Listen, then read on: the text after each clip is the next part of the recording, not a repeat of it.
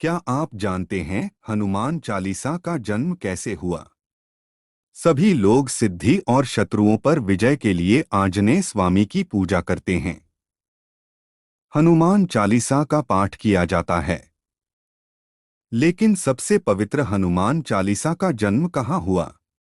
इसे किसने और कब लिखा? इसकी जानकारी बहुत कम लोगों को है। हनुमान चालीसा की इस वास्तविक घटना के बारे में आंजनेय स्वामी के भक्तों को अवश्य जानना चाहिए। यह 1600 ई के आसपास सम्राट अकबर के शासनकाल के दौरान हुआ था। रामचरितमानस जैसे अविश्वसनीय ग्रंथ का अनुवाद करने वाले राम भक्त श्री तुलसीदास के बारे में ऐसा कोई नहीं है जो नहीं जानता हो। वह जहाँ भी जाते लोग उन्हें देखने के लिए उमड़ पड़ते। एक बार तुलसीदास मथुरा जा रहे थे और रास्ते में अंधेरा होने पर रात के लिए आगरा में रुके। लोगों को पता चल गया कि तुलसीदास आगरा आए हैं। यह सुनकर लोग उसे देखने के लिए दौड़ पड़े। यह बात उस क्षेत्र पर शासन करने वाले राजा अकबर को पता चली। वह तुलसीदास कौन है जिसे देखने के लिए इतने सारे लोग उत्सुकता से उत्सुक रहते हैं, जो स्वाभाविक रूप से एक राजा का है? उसने पूछा।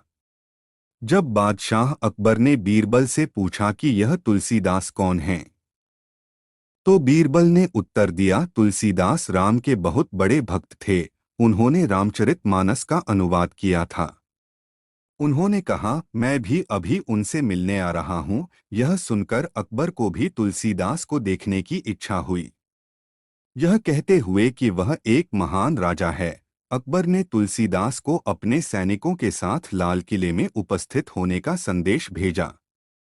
अकबर द्वारा सैनिकों के साथ भेजे गए संदेश को सुनने के बाद तुलसीदास ने यह स्पष्ट करते हुए लाल किले में जाने से इनकार कर दिया कि वह भगवान राम के भक्त थे और उनका सम्राट से कोई लेना देना नहीं था। तुलसीदास द्वारा उन्हें सम्राट के पास आमंत्रित करने से इनकार करने से अकबर क्रोधित हो गए।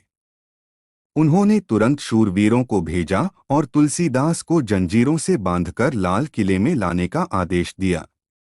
अकबर ने लाल किले में बंदी बनकर आए तुलसीदास को देखा और कहा, मैंने सुना है कि आपकी कुछ महिमा है, मुझे भी वह महिमा दिखाओ। अर्थात तुलसीदास ने कहा कि वह केवल भगवान राम के भक्त हैं, कोई जादूगर नहीं जो महिमा दिखा सके। तुलसीदास की बातों से क्रोधित होकर अकबर ने उन्हें कैद करने का आदेश दे दिया।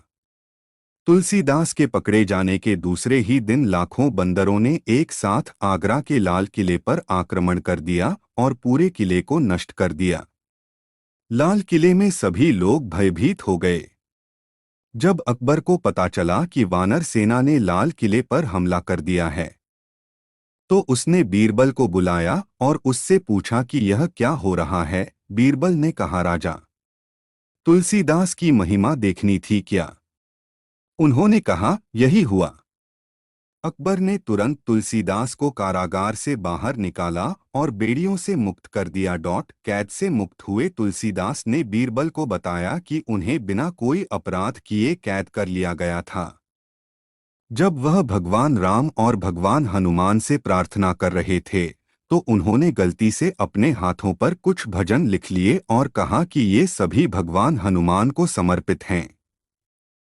इसके अलावा उनके द्वारा लिखे गए 40 श्लोकों ने उन्हें किसी भी कठिनाई से बाहर निकाला, और यदि कोई भी कठिनाइयों का सामना करने पर इन 40 श्लोकों का पाठ करता है, तो उसके दर्द और कठिनाइयां दूर हो जाती हैं। श्लोकों के इस खंड को हनुमान चालीसा नाम दिया गया था।